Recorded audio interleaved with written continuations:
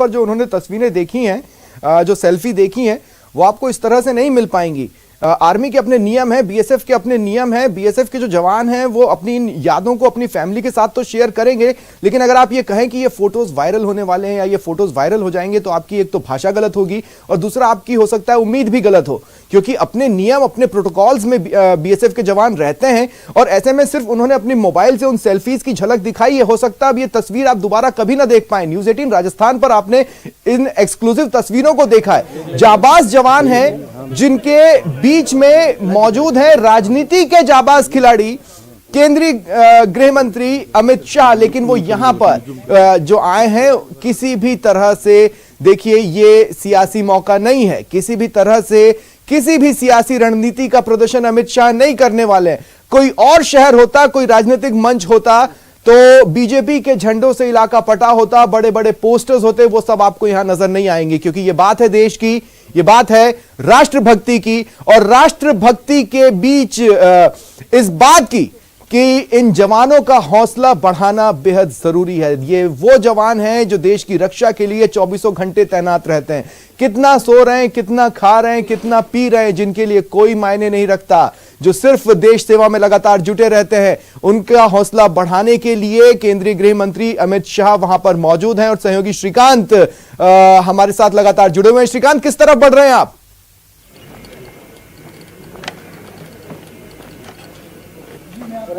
BSF की headquarter से जो है वो निकलेगा और यहाँ से सर हेलीपैड की तरफ हम पहुंचेंगे, जहाँ पर जो है हेलीपैड से वो फिर एयरक्राफ्ट में बैठेंगे, जहाँ से उनका एयरक्राफ्ट न्यू झांझरिया जो स्थान है वहां पर जाएगा, जहाँ से रोहतास सीमा चौकी पर वो जाने वाले हैं। आगे का सारा कार्यक्रम जिस चौकी पर है, जहाँ पर वो बीएसएफ के जवानों के साथ रात बिताएंगे और रात की नफरी पर जो है वो जायजा लेंगे। और वहां पर सनसेट पॉइंट का प्रस्तुतिकरण भी होना है, उसको लेकर यहाँ से अब कुछ ही देर में जो काफिला है वो निकलेगा।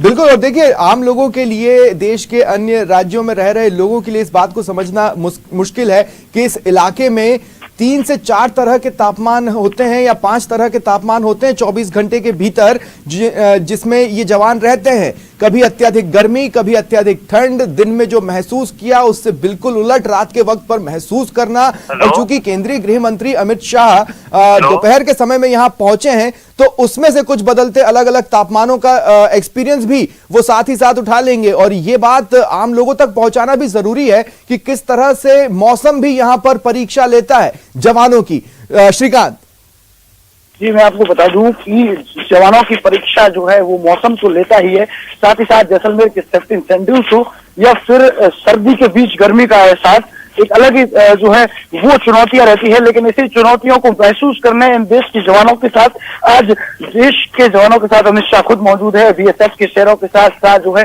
आज पूरे दिन इन सारे तापमानों को जो है महसूस करेंगे, आज इनकी तकलीफ को महसूस करेंगे, साथ ही साथ इनके जज्बे को जो है वो कहीं ना कहीं सलाम करते हुए नजर आए हैं। उनके चेहरे पर एक अलग खुशी, एक अलग भावुकता देखने को मिली जब बीएसएफ के जवानों के साथ सेल्फी ली गई। पहला मौका जब जैसलमेर में ऐसा कार्यक्रम हो रहा है, जो पाकिस्तान से इतनी नजदीकी पर केंद्रीय गृह मंत्री खुद मौजूद है और बीएसएफ के जवानों के एक आग्रह पर उन्होंने सेल्फी खिंचवाई। कहीं ना कहीं वो एक्सक्लूसिव सेल्फी भी हमने आपको दिखाई है। जी बिल्कुल। और देखिए, अब आप जैसे सड़क पर ही चल रहे हैं तो साथ ही साथ लोगों को भी इस बात का अंदाजा हो रहा है कि यहाँ पर जिंदगी किस तरह से जी जाती है। देखिए, पिछली बार जब प्रधानमंत्री मोदी इस इलाके में आए थे तो बहुत तेज हवाएं चल रही थी और ऐसी ही सड़कों पर रेत के कण भारी मात्रा में पड़े हुए थे। और आज भी हम जब देख रहे हैं और आप चल रहे हैं, वो लाइव तस्वीरें हम तक पहुंच रही थी अभी कुछ सेकंड्स पहले तक, तो हमने देखा कि किस तरह से रेत का सड़क के बीच में पहुंच जाना, किस तरह से वहां पर गाड़ी चलाना तक मुश्किल हो सकता है। इसके अलावा अगर तेज हवाएं चलें तो रेत भी हवाओं में उड़ती है, उन उड़ती रेत के कणों का सामना करना भी अपने आप में बेहद एक मुश्किल टास्क है। ये एक ऐसा इलाका है जहां पर न केवल पुरुष जवान बल्कि फीमेल ऑफिसर्स भी तैनात हैं और वो भी लगातार 24 घंटे साल भर डटी रहती हैं अपने घर परिवार से दूर। ऐसी जगह पर ऐसा एक मोमेंट मिलना बहुत ज्यादा मायने रखता है। जवानों के लिए भी ऑफिसर्स के लिए भी एक तरह से आप ये देखिए, ये सिर्फ जवानों के बीच में रहते हैं, एक डिसिप्लिन्ड लाइफ जीते हैं, मौका मिलता है तो जश्न मनाते हैं, मौका मिलता है तो इन्हीं कठिनाइयों दुश्वारियों के बीच में किसी तरह से खुशियां मनाने का मौका ढूंढ लेते हैं, और उस बीच एक ऐसी याद संजोने का मौका मिले तो कोई भी जवान क्यों चूकना चाहेगा। हमने तमाम जो जवान वहां पर मौजूद थे जो कि सेल्फीज लेना चाह रहे थे या फोटोज खिंचवाना चाह रहे थे या इन यादों